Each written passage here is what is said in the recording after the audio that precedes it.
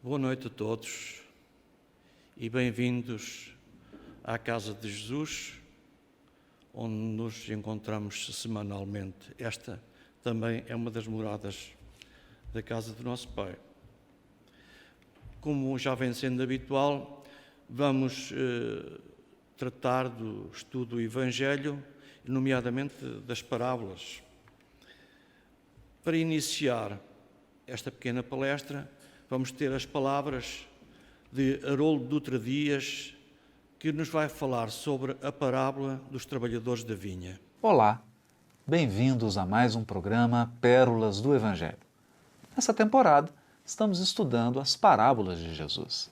E no episódio anterior comentávamos sobre a parábola dos trabalhadores da vinha, que se encontra no capítulo 20 do Evangelho de Mateus, versículos 1 a versículo 16.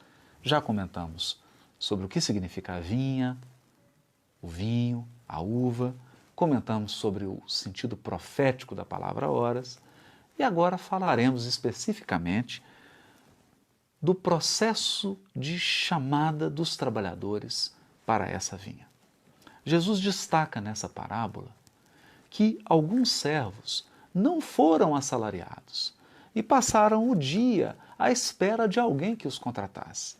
E na última hora foram então chamados, talvez para os processos de finalização da colheita da uva ou do preparo do vinho, e foram remunerados de modo idêntico àqueles que já estavam trabalhando desde o início do dia. E Jesus encerra com uma palavra, uma frase enigmática: os últimos serão os primeiros e os primeiros serão os últimos. Aqui, como compara a vinha ao reino dos céus e como compara o trabalho na vinha à ação providencial de Deus na condução espiritual dos seus filhos, nós podemos dizer que há uma visão moderna de gestão. O trabalho é valorizado não pela quantidade, mas pela sua qualidade.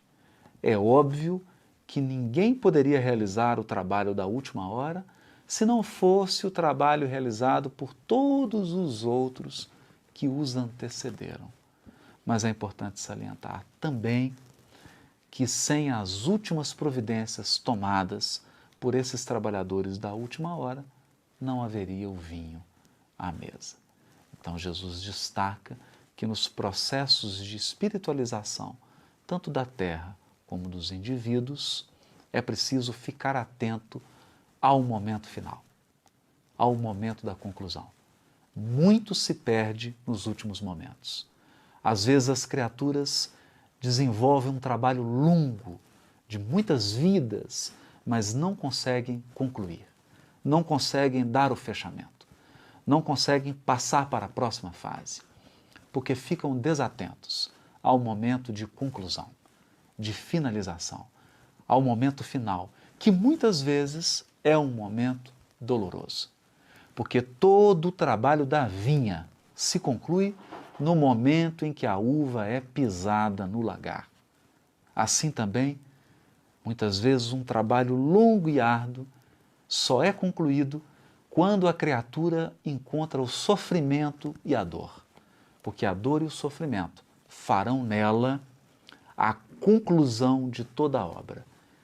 Por essa razão, não se estranhe de ver um mundo a braços com guerras, com corrupção, com desafios na política, na economia, no urbanismo, em todas as áreas. Estamos num momento muito especial em que a uva está sendo pisada com toda a força para que produza o vinho.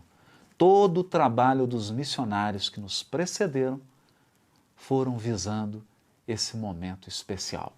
É preciso, então, manter a confiança e, sob as forças da provação, dos desafios e da dor, entender que de nós sairá um líquido precioso, a nossa espiritualização e a espiritualização do próprio mundo. É a mensagem central dessa parábola. Até o próximo episódio.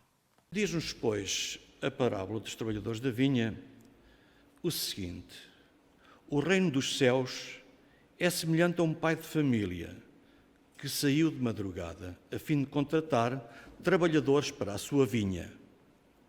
Após ajustar com eles que pagaria 1 denário por dia a cada um, mandou-os para a sua vinha. Tendo saído ainda na 3ª hora do dia, encontrou outros trabalhadores que estavam na praça sem nada fazer e disse-lhes: Ide vós também para a minha vinha, e vos darei o que for justo. E eles se foram. Voltou ainda a sair à hora 6ª, e na hora 9ª fez o mesmo. Voltando a sair à hora 11ª, encontrou outros que também estavam sem fazer nada, aos quais ele disse: Por que estáis aqui durante todo o dia sem trabalhar? E eles lhe disseram: É que ninguém nos assalariou. Então ele falou: Ide vós também para a minha vinha. No fim da tarde, o dono da vinha disse àquele que cuidava dos seus negócios: Chama os trabalhadores e paga-lhes, começando pelos últimos até aos primeiros. Aqueles que tinham vindo para a vinha apenas na hora 11ª aproximaram-se e cada um recebeu 1 denário.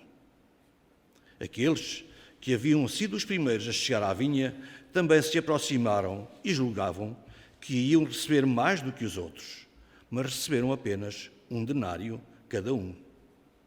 Então puseram-se a falar contra o pai de família, dizendo: Esses últimos trabalharam apenas 1 hora e vós lhe pagais o mesmo que a nós, que suportamos o peso do dia e do calor. Como resposta, o dono da vinha disse a um deles: Meu amigo, não te faço nada de errado. Não combinaste comigo 1 denário pela jornada de trabalho? Toma, pois, o que te pertence e vai-te. Quanto a mim, quero dar a este último tanto quanto dei a ti. Não me é permitido fazer o que quero? Acaso teu olho é mau porque eu sou bom? Assim, os últimos serão os primeiros, e os primeiros são os últimos, porque são muitos os chamados e poucos os escolhidos. Isto vem na parábola de São Mateus, 20º, e termina desta forma. Mas nós não terminamos aqui esta pequena palestra. Queria partilhar convosco, digamos, um resumo daquilo que acabamos de ouvir e de ler. E Henri Heine, em Paris, em 1863, diz-nos que Jesus amava a simplicidade dos símbolos. Na sua vigorosa expressão, os trabalhadores da primeira hora são os profetas Moisés e todos os iniciadores que marcaram as diversas etapas do progresso, continuadas através dos séculos pelos apóstolos, os mártires, os pais da Igreja, os sábios, os filósofos e, por fim, os espíritas. Estes que vieram por último foram, entretanto, anunciados e preditos desde o advento do Messias. Receberão, pois, a mesma recompensa. Que digo? Receberão uma recompensa maior. Últimos a chegar, os espíritas aproveitam o trabalho intelectual dos seus antecessores, porque o homem deve herdar do homem e porque os trabalhos e seus resultados são coletivos. Muitos dos antigos revivem hoje, ou reviverão amanhã, para acabar a obra que haviam começado. Mais de um discípulo do Cristo e de um divulgador da fé cristã se encontram entre vós. Ressurgem mais esclarecidos, mais adiantados e já não trabalham mais nos fundamentos, mas na cúpula do edifício. Seu salário será, portanto, proporcional ao mérito da obra. A reencarnação eterniza e precisa a filiação espiritual.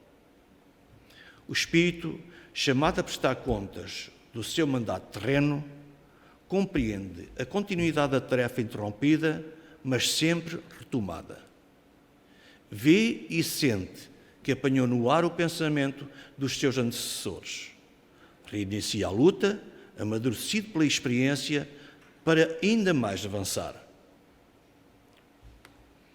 E todos, trabalhadores da primeira e da última hora, de olhos bem abertos sobre a profundidade da justiça de Deus, não mais se queixam, mas se põem a adorá-lo. Este é um dos verdadeiros sentidos dessa parábola, que encerra, como todas as que Jesus dirigiu ao povo, as linhas do futuro e também, através de suas formas e imagens, e revelação dessa magnífica unidade que harmoniza todas as coisas no universo, dessa solidariedade que liga todos os seres atuais ao passado e ao futuro. O Espírito de Verdade, em 1862, transmite-nos o seguinte: chegastes no tempo em que se cumprirão as profecias referentes à transformação da humanidade. Felizes serão os que tiverem trabalhado o campo do Senhor com desinteresse e movidos apenas pela caridade. Suas jornadas de trabalho serão pagas ao cêntuplo do que tenham esperado. Felizes serão os que houverem dito a seus irmãos: trabalhemos juntos e unamos nossos esforços, a fim de que o Senhor, na sua vinda, encontre a obra acabada. Porque a esse o Senhor dirá: vinde a mim, vós que sois os bons servidores, vós que soubestes calar os vossos melindres e as vossas discórdias, vós que a obra não sofresse. Mas infelizes os que, por suas dissensões, houverem retardado a hora da colheita, porque a tempestade chegará e eles serão levados no turbilhão. Nessa hora chamarão: graça, graça. Mas o Senhor lhes dirá: por que pedis graça, se não tivestes piedade de vossos irmãos, e se vos recusastes a lhes estender as mãos, e se esmagastes o fraco em vez de o socorrer? Porque pedis graça, se procurastes a recompensa nos prazeres da terra e na satisfação do vosso orgulho? Já recebeste a vossa recompensa de acordo com a vossa vontade. Nada mais tendes a pedir. As recompensas celestes são para aqueles que não houverem pedido recompensas da terra. Deus faz, neste momento, a enumeração dos seus servidores fiéis e já marcou, pelo seu dedo, os que só têm a aparência do devotamento, para que não usurpem o salário dos servidores corajosos. Porque é a esses que não recuaram diante da sua tarefa que vai confiar os postos mais difíceis na grande obra de regeneração pelo Espiritismo. E estas palavras se cumprirão: os primeiros serão os últimos e os últimos serão os primeiros no reino dos céus. Espírito de Verdade, em Paris, 1862. Para terminar, apenas que há, dentro deste resumo, há uma lição talvez a tirar. Os trabalhadores da primeira hora trabalharam todo o tempo e foram trazendo aquilo que se chama aportes à doutrina para nós podermos basear para poder avançar. E são os trabalhadores desta última hora que, efetivamente, reúnem o trabalho, todo esse trabalho, e o engrandecem e tornam cada vez maior, de modo a poderem servir-nos a nós. Boa noite, muito obrigado pela vossa atenção.